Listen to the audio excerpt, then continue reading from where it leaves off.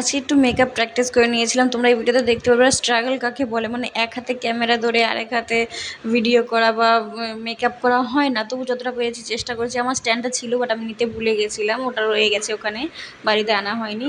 তো তোমরা দেখতেই পেরেছো ভালোভাবে আমি স্ক্রিনটা প্রিপারেশন করে নিয়েছি, তারপর বেস মেকআপটা করে নিয়েছি।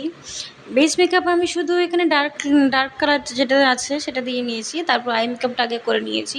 যেহেতু ওর আইব্রোটা খুবই খারাপ ছিল, তোমরা দেখতে পেলে, পরে আইব্রো করতে আমার প্রবলেম হবে, তো আমি আগে আইব্রো করে নিয়েছি। দেন ফরএভার 52টা আজকে আমি ইউজ করেছি। ফিটমি দিয়ে একটা লেয়ার করেছিলাম, তারপরে হাইলাইট করার জন্য ফেসটাকে একটু ফরএভার 52 দিয়েছিলাম।